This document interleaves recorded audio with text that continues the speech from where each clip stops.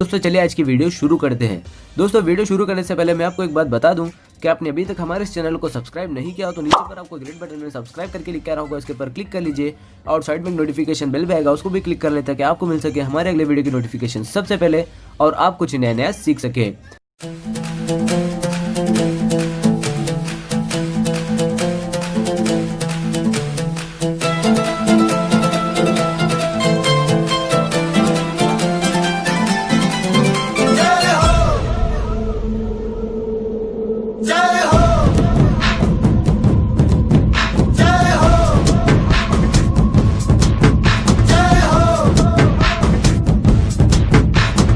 आजा आजा जिंद शामी आने के तले, आजा जरी वाले नीले आसमाने के तले। जय हो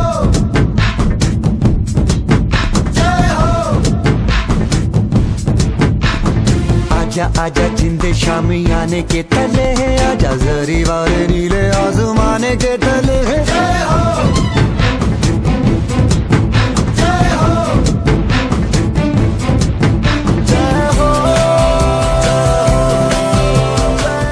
हेलो स्टूडेंट्स, गुड मॉर्निंग। तो विद्यार्थी मित्रों, આપણે જે ધોરણ 11 ની અંદર ચેપ્ટર નંબર 8 કોષ જીવનનો એકમ તેના વિશે આપણે અભ્યાસ કરતા હતા। હવે એની અંદર વિદ્યાર્થી મિત્રો આપણે જે લાસ્ટ લેક્ચર છે તેની અંદર આપણે અભ્યાસ કર્યો હતો કે ભાઈ જે આદિકોષ કેન્દ્રીય કોષ ધરાવતા સજીવ હોય એની થોડીક આપણે આદિકોષની થોડીક આપણે સરળ માહિતીઓ જોઈતી। હવે આજે વિદ્યાર્થી મિત્રો આપણો જે ટોપિક છે એ ટોપિક છે કોષીય આવરણ અને તેનું રૂપાંતર। એટલે કે આદિકોષ કેન્દ્રીય કોષ હોય તો એવા કોષના ફરતે જે આવરણ આવેલા હોય, આવરણ એટલે કે પડ આવેલા હોય, એ આવરણનો અભ્યાસ કરવાનો છે અને તેના જોઈએ આપણે રૂપાંતરણોનો અભ્યાસ કરવાનો છે। તો પહેલી વસ્તુ આપણે જોઈએ કે મોટા ભાગના આદિકોષ કેન્દ્રીય કોષ ધરાવતા સજીવ એમાં પણ ખાસ કરીને જે બેક્ટેરિયા છે, આ બેક્ટેરિયા સજીવ છે તેના ફરતે જે જટિલ રાસાયણિક આવરણો આવેલા હોય છે। આપણે જોઈએ કે કયા કોષો, તો કે મોટા ભાગના આદિકોષ કેન્દ્રીય કોષ ધરાવતા સજીવ, આપણે દરેક નથી કહેતા, મોટા ભાગના આદિકોષ કેન્દ્રીય કોષ ધરાવતા સજીવ છે।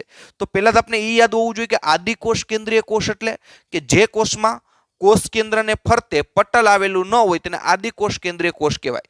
તો આ આદિકોષ કેન્દ્રીય કોષ ધરાવતા સજીવ છે મોટા ભાગના, અને એમાં પણ વિશિષ્ટ રૂપે ક્યાં હોય છે બેક્ટેરિયા, તેના કોષના ફરતે જટિલ એટલે કે થોડીક સમજવામાં આપણે જોઈએ કે થોડુંક અઘરી, જટિલનો મતલબ શું થાય કે જટિલ રાસાયણિક કોષીય આવરણ આવેલા હોય।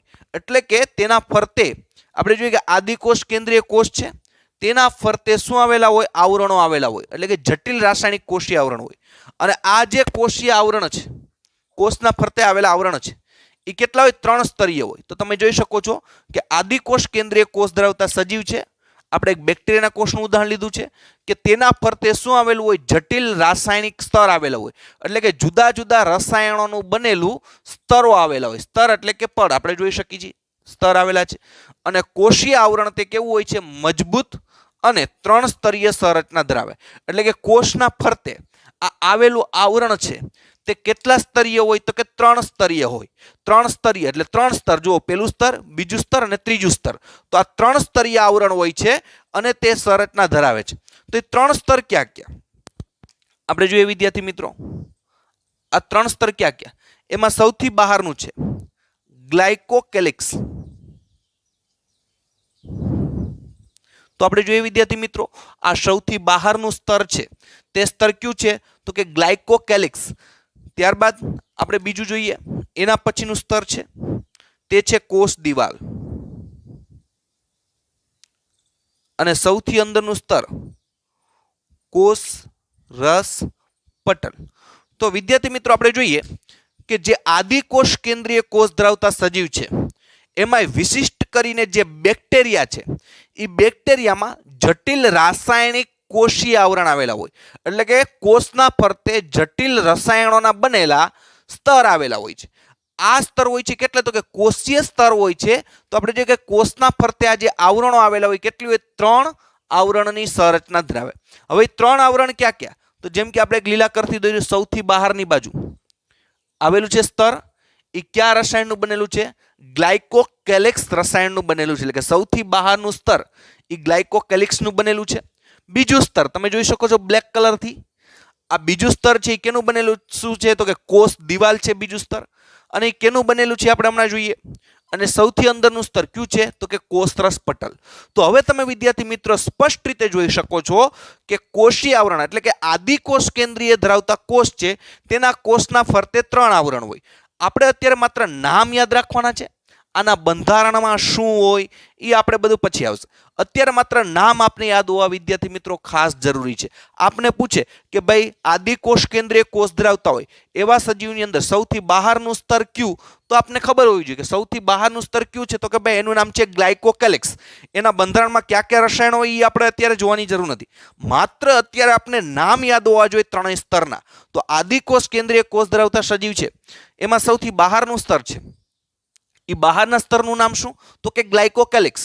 એના પછીનું જે બીજું સ્તર છે તો બીજા સ્તરનું નામ શું તો કે કોષ દિવાલ, અને જે ત્રીજું સ્તર છે એ ત્રીજા સ્તરનું નામ શું તો કે કોષરસ પટલ। આમ ટોટલ તેની અંદર કેટલા સ્તર આવેલા હોય છે? 3 સ્તર આવેલા હોય છે।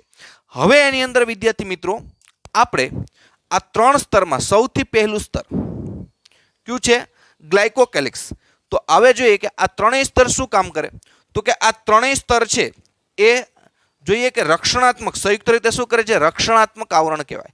રક્ષણાત્મક આવરણ એટલે કે જે આદિકોષ કેન્દ્રીય કોષ છે એટલે કે જે બેક્ટેરિયાનો કોષ છે તેને બહારથી આ ત્રણેય સ્તરો શું કરે છે? રક્ષણ કરે છે। તો આ ત્રણેય સ્તર ત્રણેય સ્તર એટલે કયા સ્તર? ગ્લાયકોકેલિક્સનું બહારનું સ્તર, બીજું સ્તર કોષ દિવાલ અને ત્રીજું સ્તર કોષરસ પટલ। આ ત્રણેય સ્તર કયું કાર્ય કરે છે? રક્ષણાત્મક કાર્ય કરે છે, એટલે કે કોષનું રક્ષણ કરવાનું કામ કરે છે। એટલે આપણે કહી શકીએ કે ત્રણેય સ્તર છે એ કયું કામ કરે છે? રક્ષણાત્મક કાર્ય કરે છે। હવે આપણે પર્ટિક્યુલર આપણે જોઈએ કે એક એક કોષના પટલની વાત કરતા જાય તો આદિકોષ કેન્દ્રીય કોષમાં સૌથી બહારનું સ્તર કયું છે તો કે ગ્લાયકોકેલિક્સ। તો આપણે પહેલા જોઈએ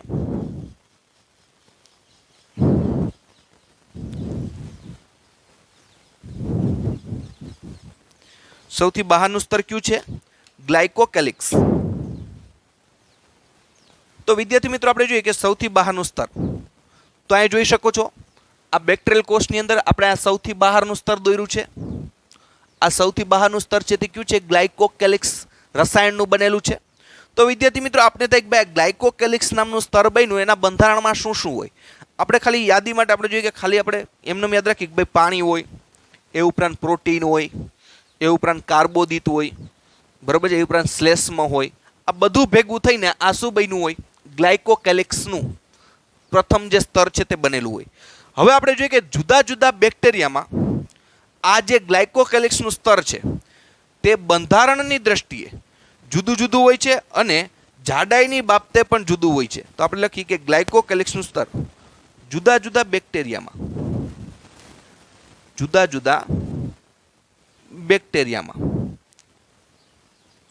બંધારણની રીતે અને જાડાઈની બાબતે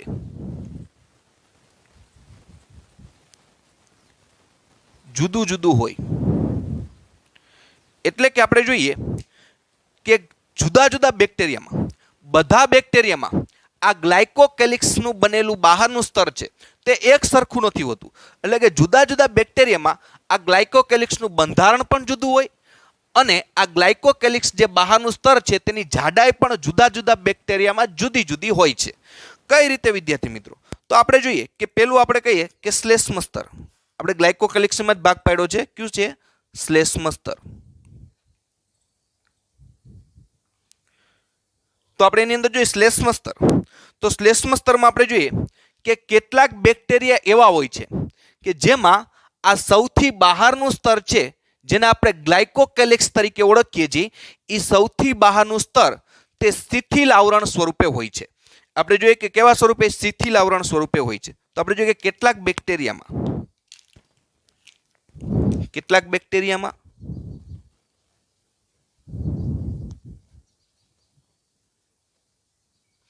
આ સ્તર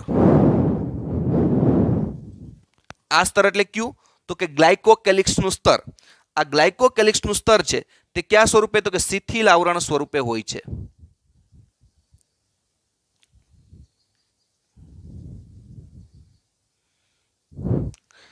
તો આપણે જોઈએ કે કેટલાક બેક્ટેરિયા એવા હોય છે કે જેમાં આ જે સૌથી બહારનું સ્તર છે ગ્લાયકોકેલિક્સનું, એ કયા સ્વરૂપે હોય તો કે શિથિલ આવરણ સ્વરૂપે હોય છે.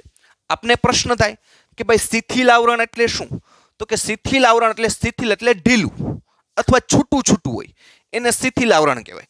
જેમ કે એક્ઝામ્પલ તરીકે આપો એટલે તમને ખબર પડે. શિથિલ આવરણમાં આપણે કોષનું ઉદાહરણ લઈએ. ધારો કે આ રીતના કોષ હોય તો આને એકદમ ગીચોગીચ ગોઠવાયેલા કહેવાય. પણ આ રીતના કોષ ગોઠવાયેલા હોય જુદા જુદા, તો આ શિથિલ કોષની ગોઠવણી કહેવાય. તો શિથિલ એટલે છૂટું છૂટું. તો એવી રીતે વિદ્યાર્થી મિત્રો આપણે જોઈએ કે અહીંયા આપણે કેની વાત કરી છે તો કે શ્લેષ્મ સ્તરની. તો ગ્લાયકોકેલિક્સમાં ઘણી વખત જે ગ્લાયકોકેલિક્સનું સ્તર હોય કેવું હોય? શ્લેષ્મ સ્તર હોય. એટલે કે કેટલાક બેક્ટેરિયામાં આ જે બહારનું સ્તર છે તે શિથિલ આવરણ સ્વરૂપે હોય છે. શિથિલ આવરણ સ્વરૂપે એટલે આપણે કહીએ કે ઢીલું સ્તર હોય છે, એટલે તેને શ્લેષ્મ સ્તર કહે છે. તેને શ્લેષ્મ સ્તર કહે છે.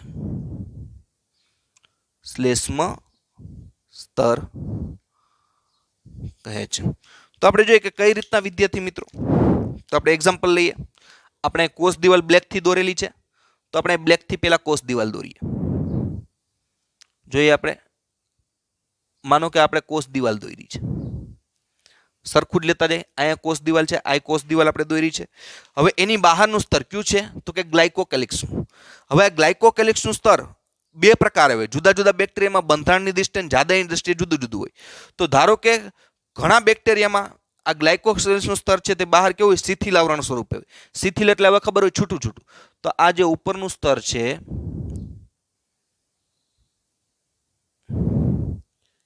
એ આ રીતના કંઈક હોય. તમે જોઈ શકો છો.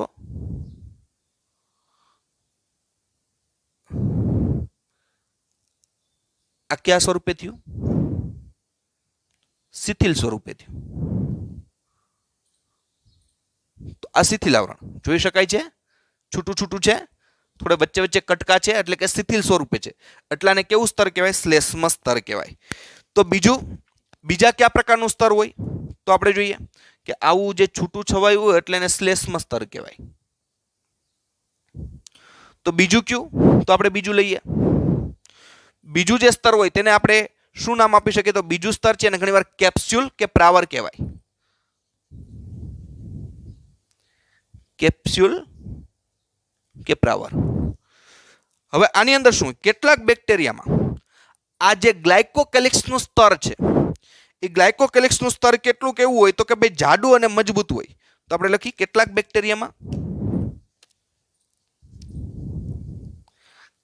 બેક્ટેરિયામાં આ જે બહારનું ગ્લાયકોકેલિક્સ સ્તર છે આ સ્તર જાડું અને મજબૂત હોય. જ્યારે આ ગ્લાયકોકેલિક્સનું સ્તર જાડું અને મજબૂત હોય ત્યારે તેને કેપ્સ્યુલ કે પાવર કહે છે. કેપ્સ્યુલ કે પ્રાવર કહે છે. યાદ રાખવાનું છે કે જ્યારે ગ્લાયકોકેલિક્સનું સ્તર થોડુંક જાડું હોય અને એ ઉપરાંત મજબૂત હોય ત્યારે તેને શું કહેવામાં આવે છે તો કે કેપ્સ્યુલ કે પ્રાવર સ્વરૂપે ઓળખવામાં આવે છે.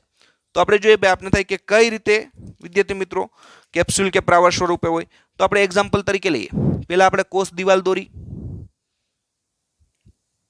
આ કોષ દિવાલ દોરી એટલે આપણે ખ્યાલ આવે.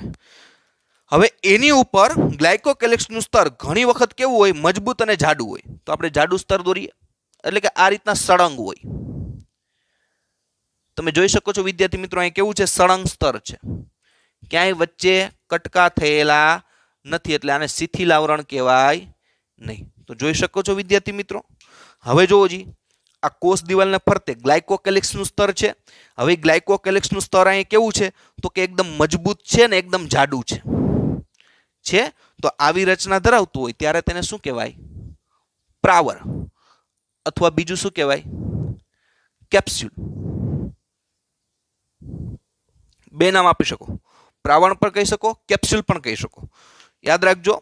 તો હવે અહીં આપણે જોયું કે ભાઈ ગ્લાયકોકેલિક્સ, તો કે ગ્લાયકોકેલિક્સ છે એ જુદા જુદા બેક્ટેરિયામાં બંધારણ અને જાડાઈની દ્રષ્ટિએ કેવું હોય, જુદું જુદું હોય. કઈ રીતે વિદ્યાર્થી મિત્રો ક્વિક રિવિઝન કરીએ તો જેમ કે ઘણીવાર શ્લેષ્મ સ્તર સ્વરૂપે, શ્લેષ્મ સ્તર એટલે કે ઘણીવાર બેક્ટેરિયાની અંદર આ જે ગ્લાયકોકેલિક્સનું સ્તર છે એ કેવું હોય તો કે ભાઈ શિથિલ રીતે ગોઠવાયેલું. શિથિલ એટલે છૂટું છૂટું ગોઠવાયેલું, જો એ કટકા જોઈ શકાય છે ત્યારે તેને શ્લેષ્મ સ્તર કહેવાય. જ્યારે ઘણા બેક્ટેરિયામાં શું હોય કે આ જે ગ્લાયકોકેલિક્સનું સ્તર હોય તે કેવું હોય છે તો કે જાડું હોય છે. જોઈ શકો છો કેવું છે, આ જાડું હોય છે અને મજબૂત હોય છે, એટલે કે સળંગ હોય છે. આની જેમ કટકા કટકા હોતા નથી, છૂટું છવાયું હોય, સળંગ હોય અને જાડું હોય છે. તો ત્યારે મજબૂત હોય ત્યારે એને શું કહેવાય, પ્રાવર કહેવાય અથવા તો કેપ્સ્યુલ કહેવાય. આવું આવરણ આવેલું હોય. અને વિદ્યાર્થી મિત્રો આપણે એક્સ્ટ્રા નોંધમાં લખી કે જ્યારે બેક્ટેરિયા ફરતે ગ્લાયકોકેલિક્સનું સ્તર છે પ્રાવર કે કેપ્સ્યુલ સ્વરૂપે હોય ત્યારે તે શું કરે, તો આપણે નીટ માટે યાદ રાખવા માટે આપણે એક્સ્ટ્રામાં લખી લઈ કે તે ફેગોસાઇટ્સ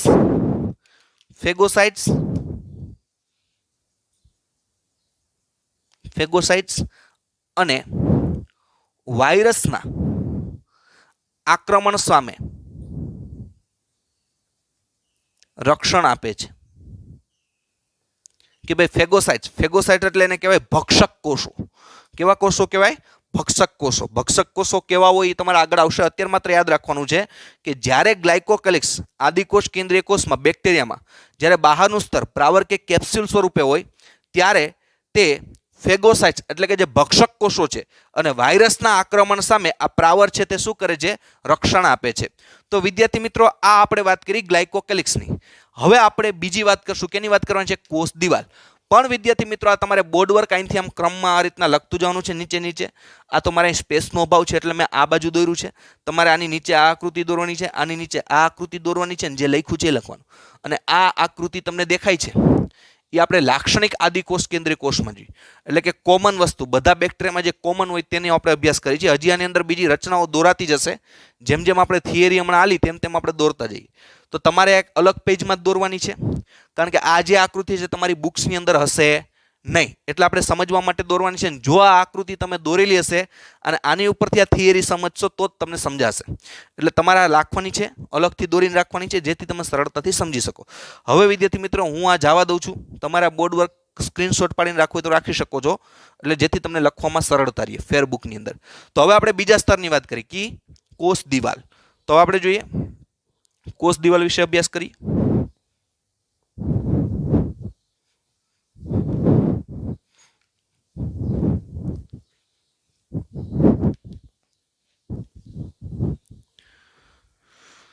તો હવે વિદ્યાર્થી મિત્રો આપણું જે બીજું સ્તર હતું કયું છે, કોષ દિવાલ. હવે આપણે કોષ દિવાલ વિશે અભ્યાસ કરી. તો પેલા તો કોષ દિવાલ છે ક્યાં સ્તર આવેલું છે, તો ભાઈ આપણે જોઈ શકીએ કે પહેલા નંબરનું જે સ્તર હતું એ ગ્લાયકોકેલિક્સ હતું. બીજા નંબરનું સ્તર છે એ કયું છે, તો કે ભાઈ કોષ દિવાલ છે. તો કોષ દિવાલ શું કામ કરે, તો કે પહેલા તો કોષને આકાર આપે છે. શું આપે છે, આકાર, અને મજબૂત બંધારણીય રચના આપે છે. આપણે જોઈએ કે કોષ દિવાલ શું કામ કરે, કોષને આકાર આપે છે અને મજબૂત, આપણે જોઈએ કે શું કરે, મજબૂત બંધારણીય રચના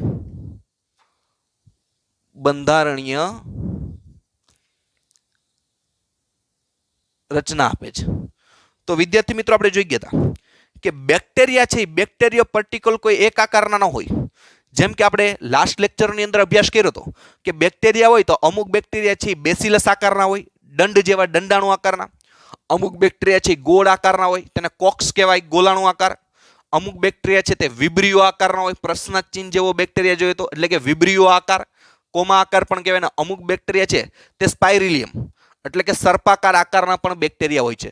તો આ બેક્ટેરિયાનો કોઈ પણ આકાર હોય, જેમ કે કદાચ બેસિલસ આકાર હોય, કદાચ બેક્ટેરિયાનો ગોળ આકાર હોય, કદાચ બેક્ટેરિયાનો વિબ્રિયો આકાર હોય, કદાચ બેક્ટેરિયાનો સર્પાકાર આકાર હોય, કોઈ પણ આકાર હોય, એ આકાર કોણ આપે, કોષ દિવાલ આપે.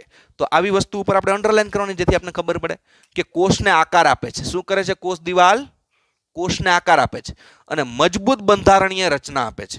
એટલે કે કોષને, જે બેક્ટેરિયાનો કોષ હોય એને મજબૂત રીતે બંધારણીય રચના આપે. એટલે એને કારણે શું થાય કે બેક્ટેરિયાને તૂટવાથી કે પતન થતું અટકાવે છે. કે આ કેવી રચના ધરાવે, મજબૂત બંધારણીય રચના ધરાવે અને બંધારણીય રચના મજબૂત હોય જેને કારણે શું થાય તો કે જે કોષ હોય કોષને તૂટવાથી અને પતન થવાથી અટકાવે છે કે બેક્ટેરિયા છે તે કોષના આ જે કોષ દિવાલ છે એ કોષ દિવાલ મુખ્ય કામ ક્યાં કરે તો આપણે ખબર હોવી જોઈએ કે કોષ દિવાલ છે તે શું કરે તો કે ભાઈ મજબૂત બંધારણીય રચના આપે છે એકદમ કોષને મજબૂત રચના આપી દે એટલે કે કોષને શું કરે આકાર પણ આપે છે કોષનો જે પણ આકાર હોય ગોળ હોય વિબ્રિયો હોય સ્પાઇરલ હોય અથવા કોઈ પણ આકાર હોય એ આકાર કોણ આપે તો કે કોષ દિવાલ અને મજબૂત બંધારણીય રચના આપે એટલે કે કોષને એકદમ મજબૂત રીતે બહારથી રક્ષણ આપે તો કેવું તેને કારણે શું થાય કે કોષ દિવાલ એકદમ મજબૂત હોય એટલે કોષ છે આદિકોષ કેન્દ્રીય કોષ એટલે કે બેક્ટેરિયા એકદમ સૂક્ષ્મ હોય એટલે કે કોષ તૂટી ન જાય અને એનું પતન નાશ ન થઈ જાય તો એના માટે તે કોષ દિવાલ શું કરે છે એનું રક્ષણ કરવાનું કામ કરે છે તો વિદ્યાર્થી મિત્રો આપણે પહેલું સ્તર જોયું હતું કયું હતું ગ્લાયકોકેલિક્સ આપણે આ બાજુ પણ લખી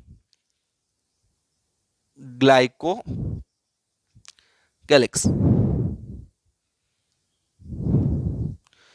તો આપણે જે બીજું સ્તર જોયું જ્યાં બ્લેક કલરથી દોરેલું છે એ બીજું સ્તર કયું છે કોષ દિવાલ કયું સ્તર છે કોષ દિવાલ હવે વિદ્યાર્થી મિત્રો આપણે થોડીક એક્સ્ટ્રા નોંધમાં લઈએ કે આ જે કોષ દિવાલ છે એ કયા રસાયણની બનેલી છે તો કે પેપ્ટિડોગ્લાયકોન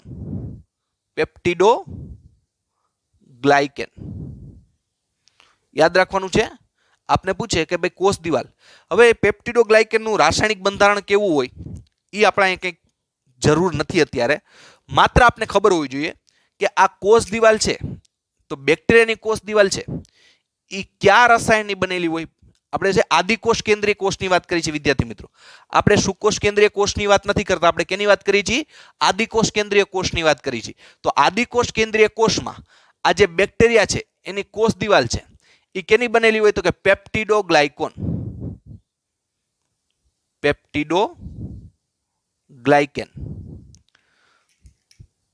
ફરીથી રિપીટ કરું છું વિદ્યાર્થી મિત્રો આપણે જે આ કોષની વાત કરી છે કોષ કયો છે આદિકોષ કેન્દ્રીય કોષ લખી નાખો અહીંયા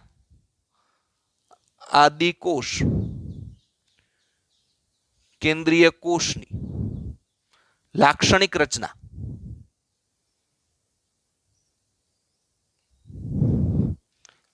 રચના એટલે કે કોમન કે બધા બેક્ટેરિયામાં મોટા ભાગે કોમન હોય તેનો અભ્યાસ કરવાનો છે તો હવે આપણે ખબર પડી જવી જોઈએ કે ભાઈ કોષ દિવાલ છે આપણે એક્સ્ટ્રામાં થોડુંક લીધું છે કે આ કોષ દિવાલ છે ભાઈ કયા રસાયણની બનેલી હોય આદિકોષ કેન્દ્રીય કોષમાં તો કે જો આદિકોષ કેન્દ્રીય કોષ હોય અને એના ફરતે જો કોષ દિવાલ આવેલી હોય તો એ પેપ્ટિડોગ્લાયકોન નામનું રસાયણ છે એ રસાયણની બનેલી હોય છે એ કયા રચના હોય એનું બંધારણ કેવું એ આપણે કાંઈ અત્યારે જાણવાનું નથી માત્ર આપણે આ ચેપ્ટરમાંથી એટલી ખબર હોવી જોઈએ કે જો આદિકોષ કેન્દ્રીય કોષ હોય અને એની કોષ દિવાલ હોય તો કયા રસાયણની બનેલી હોય તો કે પેપ્ટિડોગ્લાયકેન નામનું જે રસાયણ છે કોષ દિવાલ છે તેની બનેલી હોય છે હવે વિદ્યાર્થી મિત્રો આપણે બીજી વસ્તુ સમજી કે દરેક બેક્ટેરિયા હોય તો આ કોષ દિવાલમાં ભિન્નતા હોય કોષ દિવાલમાં ભિન્નતા એટલે એવું જરૂરી નથી કે દરેક બેક્ટેરિયાની કોષ દિવાલ કયા રસાયણની બનેલી હોય પેપ્ટિડોગ્લાયકેનની જ બનેલી હોય એવી કોઈ જરૂર હોતી નથી અમુક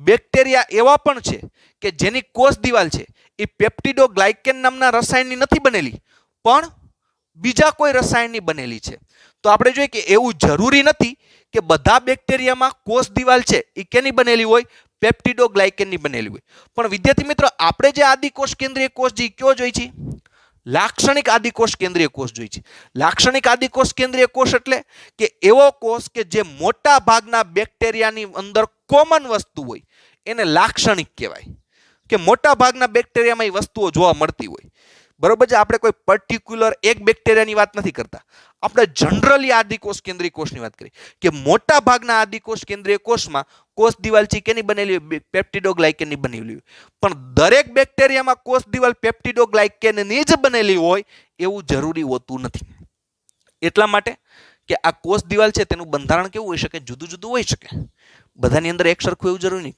ધારો કે આપણે એક્ઝામ્પલ તરીકે લઈએ કે ભાઈ આપણે લાક્ષણિક આદિકોષ કેન્દ્રીય કોષની વાત કરી છે એટલે કે આપણે 100 બેક્ટેરિયા લઈ તો 100 બેક્ટેરિયા લઈ તેમાં 90 બેક્ટેરિયા એવા હોય કે જેની કોષ દિવાલ છે કેની બનેલી છે? તો કે ભાઈ પેપ્ટિડોગ્લાયકેનની જ બનેલી હોય. તો આપણે અભ્યાસ છે લાક્ષણિક આદિકોષ કેન્દ્રીય કોષની રચના. લાક્ષણિક એટલે કે મોટા ભાગના બેક્ટેરિયામાં જોવા મળતી એવી રચનાઓનો અભ્યાસ કરી છે. બરોબર છે. તો 10 બેક્ટેરિયા હોય તો એવા પણ હોય જેની કોષ દિવાલ બીજા કોઈ રસાયણથી બનેલી હોય. તો હવે આપણે જોઈએ કે કોષ દિવાલ કેની બનેલી છે? તો કે ભાઈ પેપ્ટિડોગ્લાયકેનની બનેલી હોય છે. હવે આપણે જોઈએ વિદ્યાર્થી મિત્રો કે આ જે કોષીય આવરણો છે ક્યાં ક્યાં? તો કે ગ્લાયકોકેલેક્સી છે, કારણ કે એમાં પણ જુદા જુદા હોય. શ્લેષ્મ, પ્રાવર સ્વરૂપે કોષ દિવાલ છે કે પેપ્ટિડોગ્લાયકનની બનેલી છે. એ ઉપરથી કોષીય આવરણના ભિન્નતાના આધારે આપણે લખી કે કોષીય આવરણની ભિન્નતાના આધારે કોષીય આવરણની ભિન્નતાના આધારે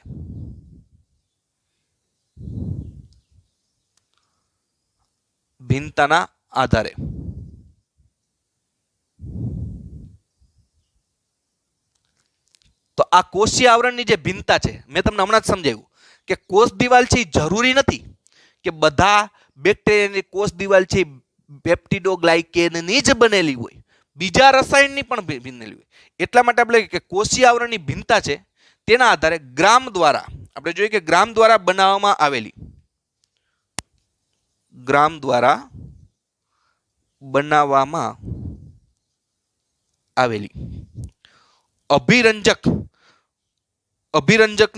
અભિરંજનની ક્ષમતાના આધારે અભિરંજનની ક્ષમતાના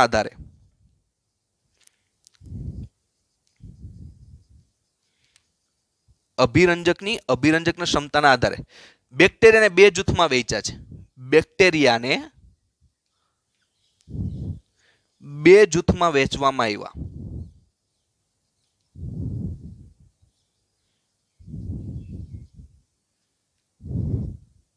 તો આપણે જોઈએ વિદ્યાર્થી મિત્રો કે આ કોષીય આવરણ એટલે કે કોષ દિવાલ છે તેની ભિન્નતા હોય.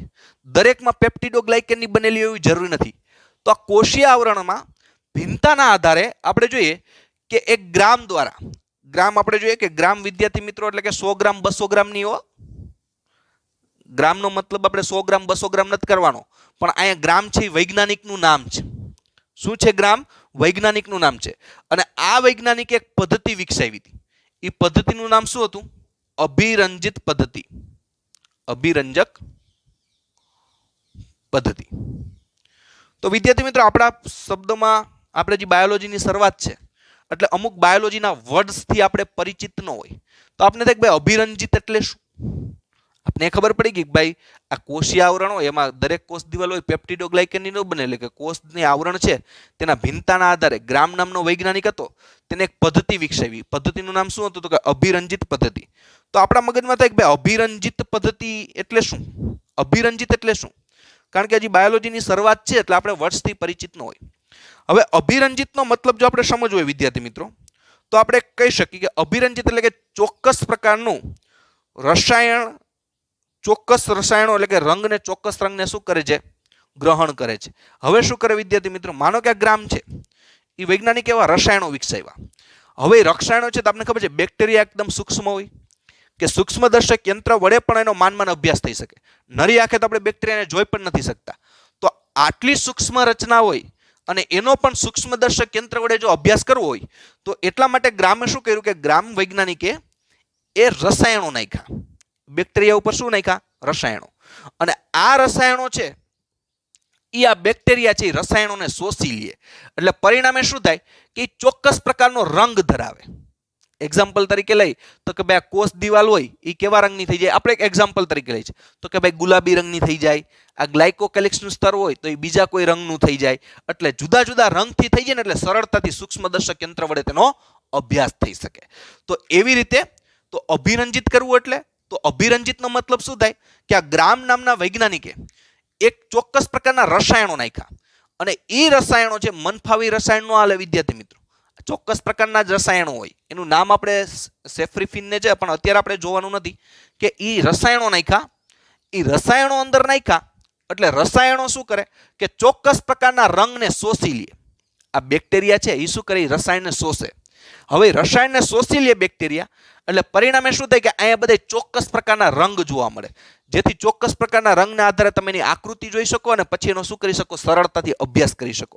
તો વિદ્યાર્થી મિત્રો, રંગ એટલે આપણે કોઈ એશિયન પેઇન્ટની વાત નથી કરતા હો, આપણે એશિયન પેઇન્ટની વાત નથી કરતા, પણ અહીંયા એવા રસાયણો હોય કે જે રસાયણો બેક્ટેરિયા ઉપર નાખ્યા ગ્રામ નામના વૈજ્ઞાનિકે, એટલે પરિણામે શું થયું કે બેક્ટેરિયાની જે કોષ દિવાલ છે, ગ્લાયકોકેલિક્સનું સ્તર છે, કોષરસ પટલ છે, કોષરસ પટલની અંદરની જે રચનાઓ છે આપણે જોશું હમણાં, એ બધામાં રંગ જોવા મળ્યા, જેથી તેને શું કરે, સરળતાથી અભ્યાસ કરી શકે.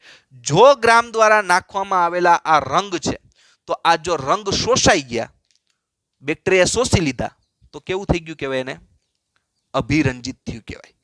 એટલે કે હવે એનો ચોક્કસ રંગ દેખાશે, જેથી તમે સૂક્ષ્મદર્શક યંત્ર વડે તેનો અભ્યાસ કરી શકો. તો હવે વિદ્યાર્થી મિત્રો, તમે અભિરંજિત અથવા અભિરંજિત વિશે સમજી ગયા હશો કે અભિરંજિત એટલે શું. બરોબર છે. હજી કહું છું, આ ગ્રામ છે એ વૈજ્ઞાનિક છે, અને અભિરંજિત એટલે શું, તો કે ભાઈ બેક્ટેરિયા ઉપર ચોક્કસ પ્રકારના રસાયણો નાખે, અને રસાયણો નાખે જેના કારણે રસાયણો શોષી લે બેક્ટેરિયા, જેથી તે અલગ અલગ રંગની રચના દેખાય. જો આ રસાયણો શોષી લે, બેક્ટેરિયા રસાયણો શોષી લે કે ન શોષે, એને આધારે બેક્ટેરિયાને બે જૂથમાં વિભાજિત કર્યા. ક્યાં ક્યાં બે જૂથ? હવે આપણે એ જોઈએ કે બે જૂથ, તો ક્યાં બે જૂથ, આપણે એનો પણ અભ્યાસ કરી. જેમ કે ગ્રામ પોઝિટિવ અને ગ્રામ નેગેટિવ. બેક્ટેરિયા બે પ્રકારના હોય, ગ્રામ પોઝિટિવ અને ગ્રામ નેગેટિવ. કઈ રીતે? તો આપણે જોઈએ કે માનો કે ગ્રામ પોઝિટિવ એ ગ્રામ અભિરંજક, ગ્રામ દ્વારા જે અભિરંજક છે જે નાખશે તેને શોષી લે, તેને ગ્રામ પોઝિટિવ બેક્ટેરિયા કહેવાય. ગ્રામ પોઝિટિવ એટલે કેને કહેવામાં આવે, તો કે ગ્રામ પોઝિટિવ જે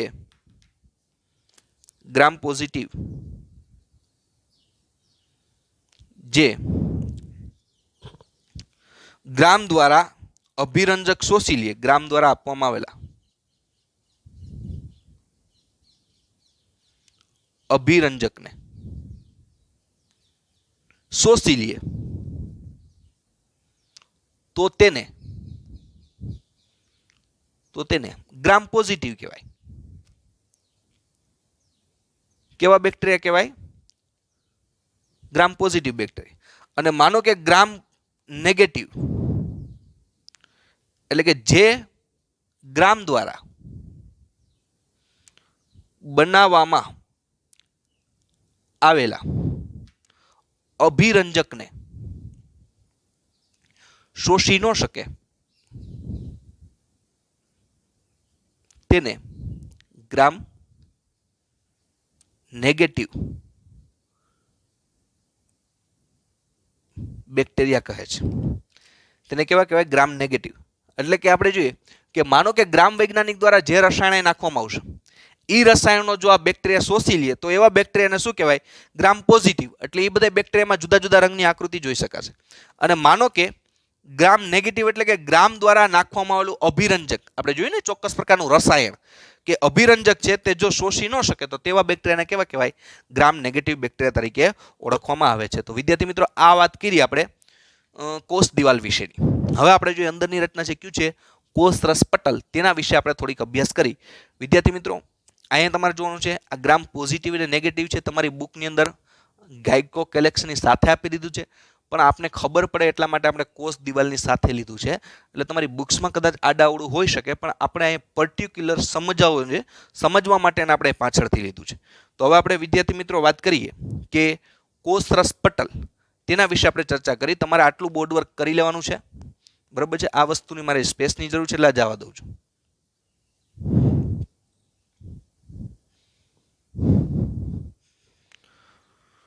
તો હવે વિદ્યાર્થી મિત્રો, આપણે એના પછીનું જે સ્તર છે, કયું છે? કોષરસ પટલ. તેના વિશે આપણે ચર્ચા કરીએ. ત્રીજું સ્તર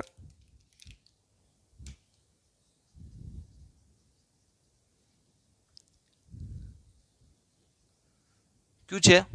કોષરસ પટલ. તો આપણે જોઈએ કે આ જે ત્રીજું સ્તર છે, એ સ્તર કયું છે? કોષરસ પટલ. તો પહેલા તો આપણે જોઈએ કે કોષરસ પટલ છે કેવું છે, તો કે અર્ધ પ્રવેશશીલ પ્રકૃતિ ધરાવે છે. અર્ધ પ્રવેશશીલ પ્રકૃતિ ધરાવે છે. કેવી પ્રકૃતિ ધરાવે? અર્ધ પ્રવેશશીલ. તો આપણે જોઈએ કે ભાઈ આ જે કોષરસ પટલ હોય એ અર્ધ પ્રવેશશીલ પ્રકૃતિ ધરાવે છે. તો આપને વિદ્યાર્થી મિત્રો ક્વેશ્ચન થાય કે ભાઈ અર્ધ પ્રવેશશીલ પ્રકૃતિ એટલે શું? સ્વાભાવિક છે, આપણા મગજમાં ક્વેશ્ચન થાય કે ભાઈ અર્ધ પ્રવેશશીલ પ્રકૃતિ એટલે શું? તો પહેલા આપણે એક શબ્દ સમજી, દ્રાવણ. કયો શબ્દ સમજવાનો? દ્રાવણ. દ્રાવણ કેને કહેવાય? માનો કે આપણે એક બીકર લઈએ. આપણે એક શું લીધું? બીકર. હવે તેની અંદર પાણી ભરીએ.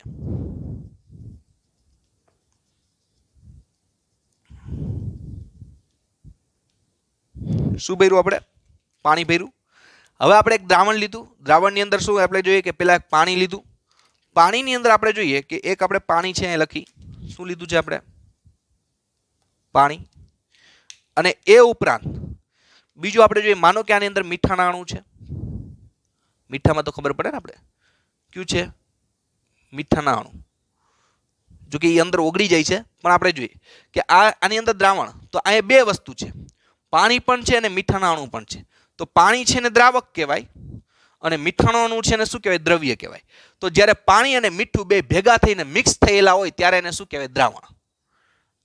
આ મીઠાની જગ્યાએ કદાચ તમારે ઘણી વખત, જેમ કે આપણે મીઠું આપણે જોઈએ છીએ કે Na+, અથવા ઘણી વખત શું હોય ખનિજ સારો હોય કેલ્શિયમ, આપણે જોઈએ કે ભાઈ K+, પોટેશિયમ, અથવા આપણે જોઈએ કે ભાઈ કેલ્શિયમ, મેગ્નેશિયમ, ક્લોરીન, આવા જુદા જુદા શું હોય ખનિજ તત્વો તરીકે દ્રવ્ય હોઈ શકે. તો જ્યારે દ્રાવક અને દ્રવ્ય બે ભેગા થઈને પાણી અને મીઠાના અણુ ભેગા થઈ ગયેલા હોય ત્યારે એને દ્રાવણ કહેવાય. તો વિદ્યાર્થી મિત્રો આપણે જોઈએ કે દ્રાવણમાં કેટલી વસ્તુ હોય? બે વસ્તુ. કઈ કઈ? એક દ્રાવક અને બીજું શું હોય? દ્રવ્ય. દ્રાવક અને દ્રવ્ય. તો આપણે જોયું. તો અહીંયા આપણે દ્રાવક તરીકે શું લીધું? તો કે પાણી. શું લીધું? પાણી. અને દ્રવ્ય તરીકે શું લીધું? મીઠાનો અણુ લીધો. તો આ રીતના પાણી છે ને દ્રાવક કહેવાય અને મીઠાના અણુ છે ને દ્રવ્ય કહેવાય. અને આ બે ભેગા થાય એટલે એને દ્રાવણ કહેવાય. તો હવે તમે પરિચિત થઈ ગયા છે દ્રાવણ. હવે અર્ધ પ્રવેશશીલ પટલ આપણે એ સમજવાનું છે. તો હવે તમે દ્રાવણ વિશે વિદ્યાર્થી મિત્રો પરિચિત થઈ ગયા છો અને દ્રાવણમાં દ્રાવક કેને કહેવાય, દ્રવ્ય કેને કહેવાય એ પણ ખબર પડી ગઈ. દ્રવ્ય તરીકે મીઠું જ ન હોય, ઘણી વખત K+ આવા આયનો પણ હોય, કેલ્શિયમ પણ હોય, મેગ્નેશિયમ પણ હોય, આ જુદા જુદા શું હોઈ શકે? આયનો પણ હોઈ શકે. તો આપણે જોઈએ કે અર્ધ પ્રવેશશીલ પટલ, તો આપણે એક્સ્ટ્રામાં એની વ્યાખ્યા લખી એટલે આપણે સમજવામાં સહેલું પડે કે જો કોષરસ પટલ માત્ર દ્રાવકને પ્રવેશવા દે, દ્રાવક એટલે પાણી, કાઉન્સમાં લખું છું પાણી, ને પ્રવેશવા દે અને દ્રવ્યને, દ્રવ્ય એટલે એક્ઝામ્પલ તરીકે લખું છું મીઠું, ન પ્રવેશવા દે તેવા પટલને કેવું કહેવાય? અર્ધ પ્રવેશશીલ પટલ કહેવાય. આ વસ્તુ ખાસ યાદ રાખવાની છે વિદ્યાર્થી મિત્રો કે જો કોષરસ પટલ, તો આપણે જોઈએ કે કોષરસ પટલ આપણે જેવા રંગનું કોષરસ પટલ અહીંયા દોર્યું છે એવા જ રંગનું આપણે દોરીએ. અહીંયા ખાલી કોષરસ પટલ જ દોરું છું વિદ્યાર્થી મિત્રો. બીજું હું કાંઈ કોષ દિવાલ, ગ્લાયકોકેલિક્સ કાંઈ નથી દોરતો. તો હવે આપણે સમજી કે ભાઈ કોષરસ પટલ છે તો આપણે એક શબ્દ યાદ રાખવાનો. કયો? કે કેવી પ્રકૃતિ ધરાવે? તો કે અર્ધ પ્રવેશશીલ પ્રકૃતિ ધરાવે. તો આપણા મગજમાં ક્વેશ્ચન થવો જ જોઈએ કે ભાઈ અર્ધ પ્રવેશશીલનો મતલબ શું? તો એના માટે આપણે એક શબ્દ સમજો. કયો? તો કે દ્રાવણ. તો દ્રાવણ કેને કહેવાય? માનો કે પાણી હોય અને એની અંદર મીઠું ઓગળેલું હોય, તો બે વસ્તુ ભેગી થઈ, પાણી અને મીઠું, એ બે ભેગું થાય એટલે એને દ્રાવણ કહેવાય. તો પાણી છે ને દ્રાવક કહેવાય અને મીઠાનો અણુ છે ને દ્રવ્ય કહેવાય. તો આપણે જોઈએ કે દ્રાવણમાં કેટલી વસ્તુ હોય? તો કે બે વસ્તુ હોય, દ્રાવક અને દ્રવ્ય. દ્રાવક તરીકે શું લીધું? પાણી. અને દ્રવ્ય તરીકે મીઠું. તો જો આ કોષરસ પટલ કેવું છે? અર્ધ પ્રવેશશીલ પટલ છે. આ હું દોરું છું, કહી દઉં તમને, કોષરસ પટલ. હજી કહું છું, હું કોષ દિવાલને ગ્લાયકોકેલિક્સ સ્તર દોરતો નથી. ઈ માનો કે પાણીને અંદર પ્રવેશવા દે, H2O એટલે માણસ શું કરે દે? પાણીને. પણ આવા Na+, K+, Cl-, બરોબર છે, એટલે કે પોટેશિયમ, કેલ્શિયમ, મેગ્નેશિયમ આવા બધાને અંદર પ્રવેશવા દેશે નહીં. એટલે કે દ્રવ્યને અંદર ન પ્રવેશવા દે, માત્ર પાણીને જ અંદર પ્રવેશવા દે તો એવા પટલને કેવું કહેવાય? અર્ધ પ્રવેશશીલ પટલ કહેવાય. તો હવે વિદ્યાર્થી મિત્રો તમે પરફેક્ટલી સમજી ગયા હશો કે કોષરસ પટલ છે એ કોષરસ પટલ છે એ કેવી સંરચના ધરાવે છે. તો કે ભાઈ કોષરસ પટલ છે એ કેવું પટલ કહેવાય? તો કે અર્ધ પ્રવેશશીલ પટલ કહેવાય. એટલે કે ચોક્કસ પ્રકાર પાણીને જ અંદર જવા દે, દ્રાવકને જ અંદર જવા દે, દ્રવ્યને અંદર જવા દેશે નહીં. તો આને અર્ધ પ્રવેશશીલ પટલ કહેવાય. તો બીજું કે તે બાહ્ય પર્યાવરણ સાથે સંપર્કમાં હોય. આપણે જોઈએ કે કોષરસ પટલ શું હોય? તો કે બાહ્ય પર્યાવરણ સાથે સંપર્કમાં હોય છે. બાહ્ય પર્યાવરણ સાથે સંપર્કમાં હોય અને બાહ્ય પર્યાવરણ સાથે સંપર્કમાં હોય છે. અને બીજું આપણે કહી શકીએ કે તે બંધારણની દ્રષ્ટિએ સુકોષ કેન્દ્રીય કોષ જેવું જ કોષરસ પટલ હોય છે. આપણે જોઈએ કે બંધારણની દ્રષ્ટિએ સુકોષ કેન્દ્રીય કોષ જેવું જ હોય છે. બંધારણની દ્રષ્ટિએ સુકોષ કેન્દ્રીય કોષ જેવું જ સુકોષ કેન્દ્રીય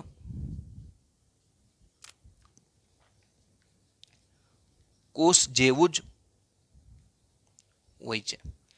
મતલબ કે આદિકોષ કેન્દ્રીય કોષનું કોષરસ પટલ જેવું સુકોષ કેન્દ્રીય કોષ એટલે કે પ્રાણી કોષ અને વનસ્પતિ કોષમાં જેવું કોષરસ પટલ જેનું પણ બનેલું હશે, ધારો કે લિપિડનું બનેલું હોય, ચરબીનું, એ આપણે પછી જોશું. તો અહીંયા પણ આદિકોષ કેન્દ્રીય કોષમાં પણ સુકોષ કેન્દ્રીય કોષ જેવું જ કોષરસ પટલ હોય. એટલે કે ધારો કે આદિકોષ કેન્દ્રીય કોષનું કોષરસ પટલ લિપિડનું બનેલું છે, ચરબીનું, લિપિડ એટલે ચરબી, એ આપણે આગળ આવશે, લિપિડનું બનેલું છે. તો એવી રીતે સુકોષ કેન્દ્રીય કોષનું કોષરસ પટલ પણ લિપિડનું જ બનેલું હોય. એટલે લખ્યું છે કે બંધારણની દ્રષ્ટિએ તે કેના જેવું હોય છે? સુકોષ કેન્દ્રીય કોષ જેવી રચના ધરાવે છે. તો હવે વિદ્યાર્થી મિત્રો તમે આ લખી લ્યો થોડુંક. હવે આપણે જોવાનું છે કે આ કોષરસ પટલની અંદરથી જે રચનાઓ નીકળતી હોય તેના વિશે આપણે અભ્યાસ કરવાનો છે. તો વિદ્યાર્થી મિત્રો અહીંથી હું તમને બીજો લેક્ચર આપું છું. આ લેક્ચર અહીં સુધી રાખું છું કારણ કે તમારે થોડુંક વધી જશે, એટલા માટે લાંબો લેક્ચર થઈ જશે. એટલે આ રચના તો આના પછીનો જે હમણાં લેક્ચર આપણે જોઈએ, બીજો લેક્ચર, આના પછીનો પાર્ટ, એમાં આપણે આ જે આકૃતિ દોરેલી છે એની અંદરથી જ દોરવાનું ચાલુ કરવાનું છે. આપણે એક સંયુક્ત રીતે જ રચના જોવાની છે. આપણે અલગ અલગ રચનાઓ તેની અંદર જોવાની નથી. બરાબર છે? તો આપણે જોઈએ કે ભાઈ અહીંયા આપણે નેક્સ્ટ લેક્ચરની અંદર જોઈએ કે ભાઈ આ કોષરસ પટલની અંદરથી કઈ કઈ રચનાઓ છે તે બહાર નીકળતી આપણે જોઈ શકીએ છીએ. તો આપણે જોઈએ કે કોષરસ પટલની અંદરની રચના. આ બોર્ડ વર્ક તમારે અત્યારે અહીંયા કરી નાખવાનું છે. તો નેક્સ્ટ લેક્ચરની અંદર આ કોષરસ પટલમાંથી જે રચનાઓ નીકળે છે અને એની અંદરની રચના છે તેના વિશે આપણે થોડુંક અભ્યાસ